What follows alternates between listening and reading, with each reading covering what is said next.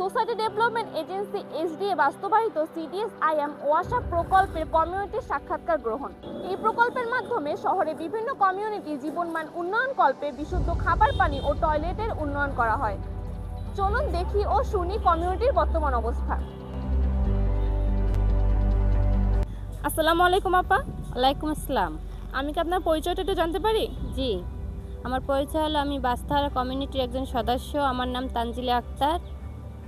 SDA এই প্রকল্পের মাধ্যমে এই কমিউনিটির স্বাস্থ্য ও পরিষ্কার পরিচ্ছন্নতায় কী ধরনের পরিবর্তন এসেছে? আমাদেরকে এইচডিএ কমিউনিটি মাধ্যম থেকে আমাদেরকে ট্রেনিং করানো হয়েছে, ছবি দেখাইছে, কার্ডের মাধ্যমে ছবি দেখাইছে, তারপর ওই যে ল্যাপটপের মাধ্যমে ছবি দেখাইছে যে আমরা কীভাবে পরিষ্কার পরিচ্ছন্নতা থাকবো। এই পরিবর্তনে আমরা বলছি যে আমাদেরকে পরিষ্কার থাকার জন্য আমাদের ব্যবস্থাপনা নাই। তারপর তারা আমাদেরকে বেচিন দিয়েছে হাত ধোয়ার জন্য। টয়লেট থেকে আসার পর আমরা ওইখানে হাত ধুই।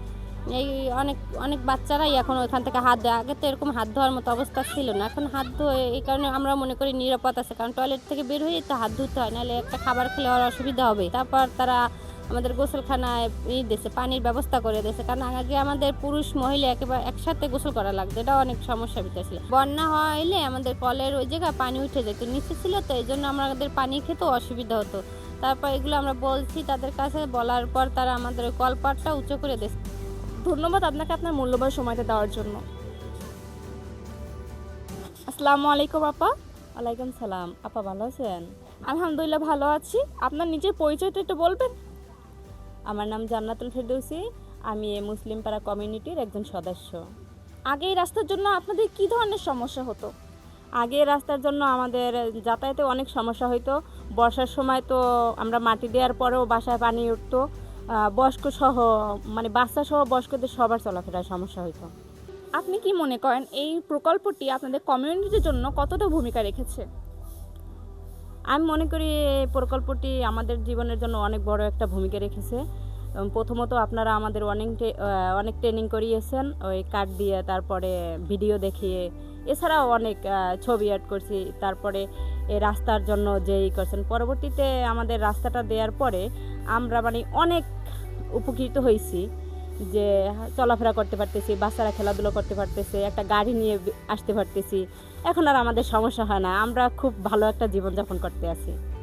বেসিন দেওয়ার পরে আমাদের অনেক পরিবর্তন এসেছে, কারণ বেসিন দেওয়ার আগে এ বিষয়ে আমাদের কোনো ধারণা ছিল না। বেসিন দেওয়ার আগে আমাদের বাচ্চা সহ বয়স্ক সবার একটা রোগ ছিল বেশি, যেমন ডায়রিয়া, তারপরে আমাশা, জ্বর, এগুলো আসতো। এখন আমরা হাত ধোয়ার সম্পর্কে অনেক সচেতন হয়েছি। বাথরুম থেকে বের হয়ে সবাই হাত ধুইতে পারতেছি। তারপরে এখন দেখতেছি যে আমাদের রোগ প্রতিরোধ ক্ষমতাটাও একটু বাড়ছে। ধন্যবাদ আপনাকে আপনার মূল্যবান সময় দেওয়ার জন্য।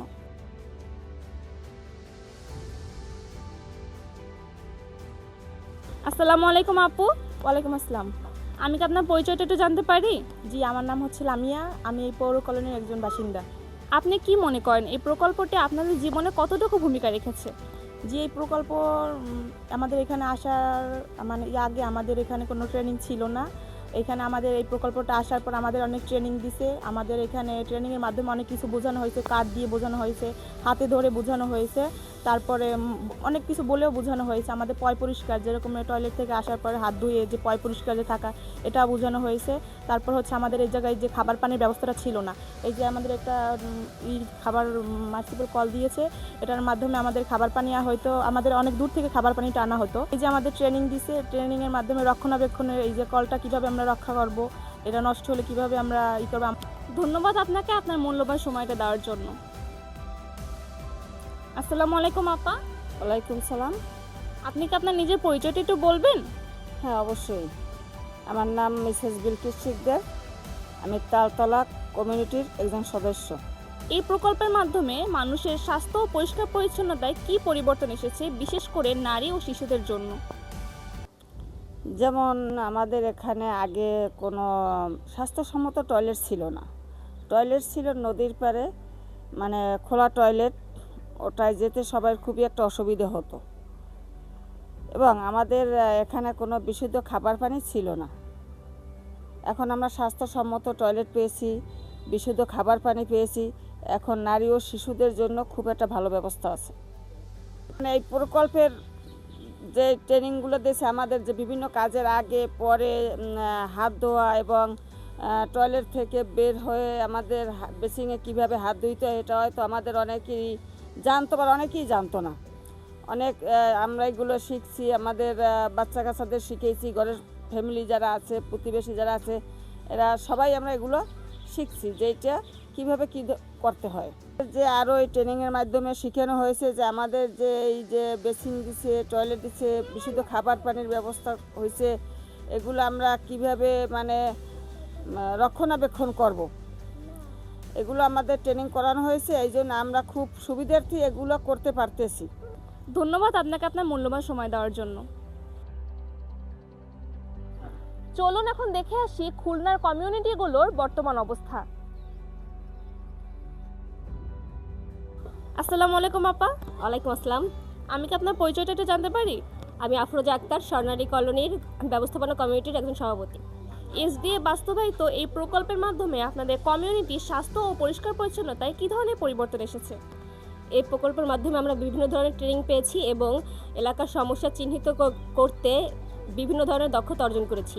এছাড়া আমরা ক্যাপ মেকিং, ডিসিশন মেকিং, এলাকার বিভিন্ন সমস্যা চিহ্নিতকরণ এবং তার পিছনে যে কারণটা রয়েছে সেটা চিহ্নিত করতে পেরেছি এবং সমাধান করতে পেরেছি। এছাড়াও এটার ব্যবস্থাপনা কমিটির জন্য আমরা ট্রেনিং পেয়েছি। হাত ধোয়াটা কতটা গুরুত্বপূর্ণ আমরা সে বিষয়ে ট্রেনিং পেয়েছি। এছাড়াও খাবারের পানি এবং টয়লেটের পানি এবং অন্যান্য কাজের পানি পৃথককরণের উপরে ট্রেনিং পেয়েছি এবং আমরা সেটার ব্যবস্থা করেছি, যার ফলে কমিটির সকলে উপকৃত হয়েছে। ধন্যবাদ আবার আপনাকে আপনার মূল্যবান সময়টা দেওয়ার জন্য। নমস্কার দাদা। নমস্কার। আমি কি আপনার পরিচয়টা একটু জানতে পারি?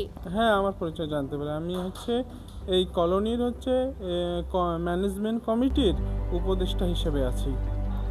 এসডিএ বাস্তবায়িত এই প্রকল্পের মাধ্যমে আপনাদের কমিউনিটির স্বাস্থ্য ও পরিষ্কার পরিচ্ছন্নতায় কী ধরনের পরিবর্তন এসেছে? আমাদের এই কলোনিতে স্বাস্থ্য যে সুরক্ষাটা সেটা আমরা অনেকাংশে জানতাম না। তখন আমাদের বিভিন্ন প্রশিক্ষণের মাধ্যমে আমাদের এই স্বাস্থ্যকে কিভাবে ভালো রাখা যায় এগুলো আমরা জানতে পেরেছি এবং আমাদের এখানে খাবার পানির ব্যবস্থা ছিল না, সেটাও ব্যবস্থা করেছে এসডিএ। তার মাধ্যমে আমরা এখন অনেক পানিবাহিত রোগ থেকে মানে দূরে সরে এসেছি বা কমেই গিয়েছে বলতে গেলে চলে। ধন্যবাদ আপনাকে আপনার মূল্যবান সময়টা দেওয়ার জন্য। আসসালামু আলাইকুম আপা। ওয়ালাইকুম আসসালাম। আমি কি আপনার পরিচয়টা একটু জানতে পারি? জি, আমার পরিচয়, আমার নাম হচ্ছে জিন্নাত তারা। আমি আমাদের 2 নম্বর কাস্টম ঘাটের সিবিওর সভাপতি। এসডিএ বাস্তবায়িত এই প্রকল্পের মাধ্যমে আপনাদের কমিউনিটির স্বাস্থ্য ও পরিষ্কার পরিচ্ছন্নতায় কী ধরনের পরিবর্তন এসেছে? আমাদের যে মিটিংগুলো আমরা করছি এই প্রকল্প থেকে, সেই মিটিংয়ের মাধ্যমে আমাদের স্বাস্থ্যগত পরিবর্তন আসছে এবং আমাদের ল্যাট্রিনগুলো সংস্কারের জন্য আমাদের স্বাস্থ্য ঝুঁকি আগের চাইতে অনেক কমে গেছে। সার্বিকভাবে আমাদের এই কমিউনিটিগুলোতে জীবনমান উন্নয়ন হয়েছে। ধন্যবাদ আপনাকে আপনার মূল্যবান সময়টা দেওয়ার জন্য। এসডিএ বাস্তবায়িত এই ওয়াশ প্রকল্পের মাধ্যমে খুলনা ও পটুয়াখালী শহরে বিভিন্ন কমিউনিটি বিশুদ্ধ খাবার পানির মান উন্নয়ন করা হয়েছে। এছাড়া কমিউনিটি যেন তাদের নিজ কমিউনিটির উন্নয়নের জন্য সিদ্ধান্ত নিতে পারে সেজন্য বিভিন্ন ট্রেনিং ও ওয়ার্কশপের ব্যবস্থা করা হয়েছে এবং সেক্ষেত্রে কমিউনিটি দক্ষতা অর্জন করেছে। ফলে কমিউনিটি তাদের নিজ সুবিধাগুলো রক্ষণাবেক্ষণ করার জন্য ব্যবস্থাপনা কমিটি তৈরি করেছে ও রক্ষণাবেক্ষণ করছে। তাই কমিউনিটির সার্বিকভাবে স্বাস্থ্যগত আচরণের পরিবর্তন এসেছে ও জীবনমান উন্নয়ন হচ্ছে।